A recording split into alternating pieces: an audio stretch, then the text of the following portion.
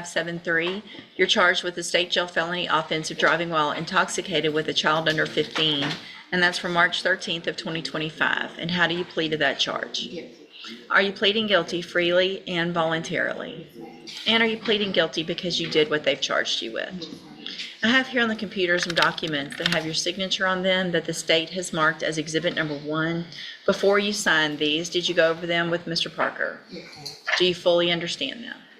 And do you understand, if I follow the agreement that you made with the district attorney, that you'll be waiving or giving up any right to appeal? Yes. And it looks like the agreement that you've reached is for a 2-year term in the state jail prison, but that would be probated. You'd be on probation for 5 years. Ordered to pay a $1,000 fine and to follow all of the rules and conditions of probation, including having an auto ignition interlock device on your vehicle. Do you understand? Do you have one now? Yes. Okay, I was about to say you should already have one, and so that'll be part of your probation, at least for some amount of time as well. Do you also understand, if you're not a U.S. citizen, that a plea of guilty or no contest may result in your deportation, exclusion from admission to the country, or denial of naturalization under federal law? Yes. State tenders number 1. No objection? It's admitted. Is there any evidence that Ms. Hale's not competent? No, Your Honor. We'll waive the PSI. What kind of history, if any? Absolutely none, Judge. Okay. Just go to my file. All right, so Ms. Hale, I'm going to find that you entered your plea of guilty freely and voluntarily, find that you're mentally competent and you understand the nature and the consequences of that plea.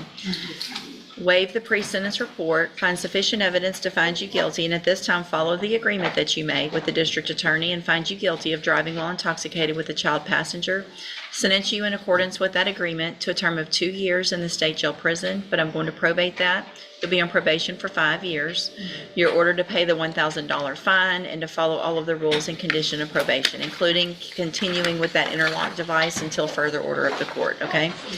I'm handing you the trial court certification that shows this was an agreement that I followed, and so you've waived your right to appeal. I have also handed you a written admonishment regarding your ineligibility to possess a firearm or ammunition.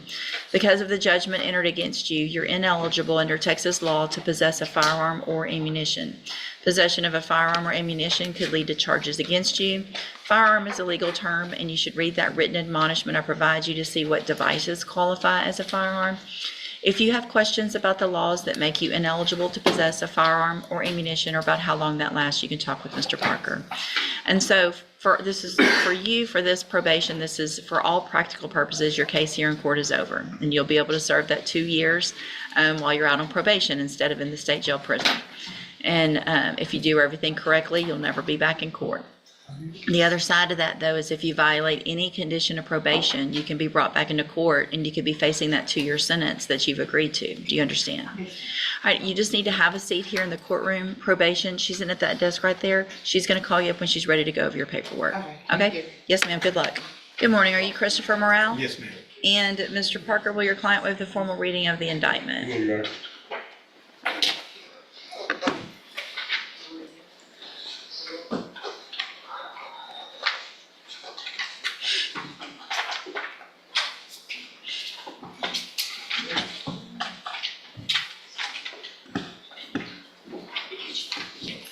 Mr. Morale, in cause number 25 DCCR 0466, you're charged with the third-degree felony offense of continuous violence against the family from February 8th of 2025.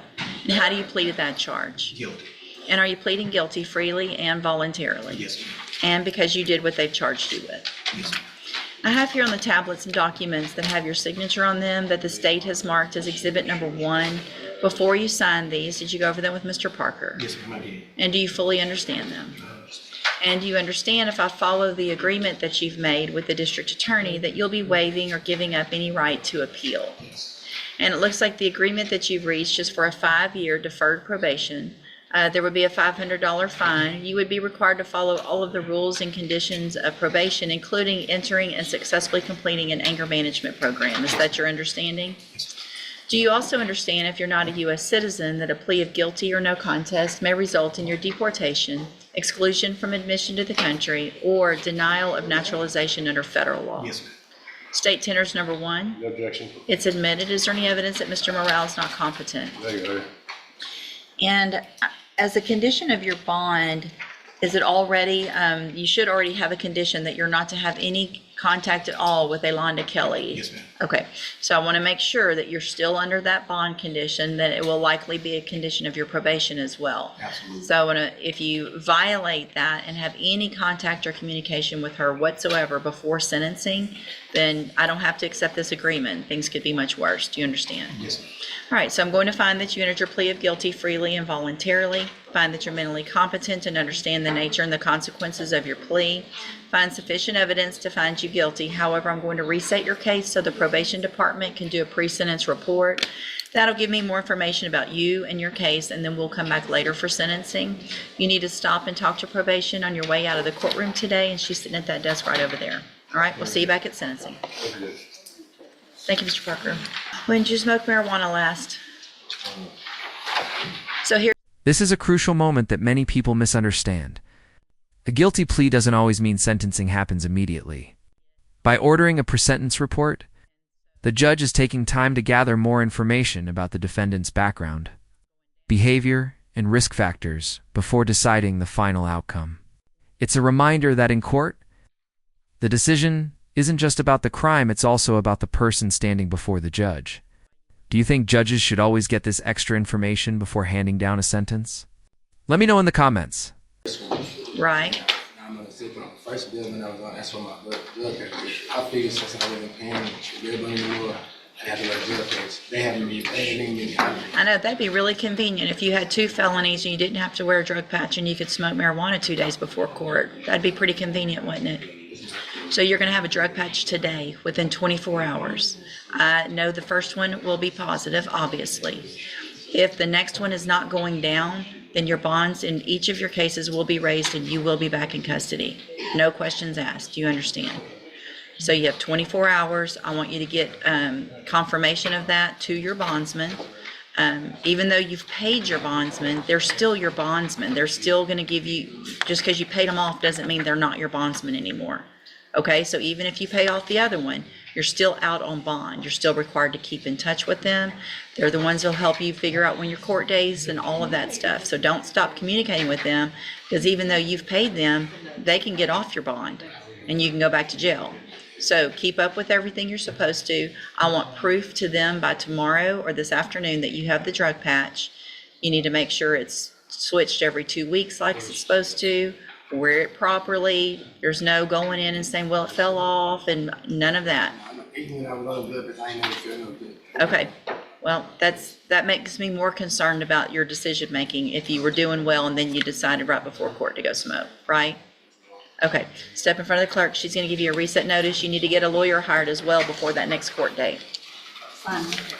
Let's see, you're Deshaun Robertson? Yes, ma'am. And this is 25 DCCR 0914. Mr. Wilkerson has filed a motion to withdraw, correct, Mr. Wilkerson? Yes, Your Honor. Ms. Robertson, do you have any issue with me allowing Mr. Wilkerson to withdraw as your attorney? No, ma'am. All right, then I'll grant that motion, Mr. Wilkerson, and sign that order. And so, Ms. Robertson, are you able to hire an attorney? I just got back from at the hospital. I had anxiety, so I had surgery. And I just started going to work on the Okay, and where are you working? at risk care. Take So- care of people with disabilities. So what I'm going to do is have you fill out some paperwork this morning to see if you qualify for a court-appointed lawyer. You need to fill it out accurately and completely. I'm going to take a look at it. You're going to swear under oath that it's all true and correct, and then I'll see if you qualify for a court-appointed lawyer. All right? Step in front of the clerk at the end, and she'll give you that paperwork. Thank you, Mr. Wilkerson. Thank you. Paper for the blood dimension, you told me to make sure I go. Okay, so you did that as well? That was a condition of her bond. Good. And I know of no problems. with her- Good. So keep doing everything you're supposed to, and keep those so that if we need them, we'll have record of that you're going, okay? Thank you, ma'am. She's good. Okay, thank you. Bye-bye. Let's see, you didn't already print that order, did you?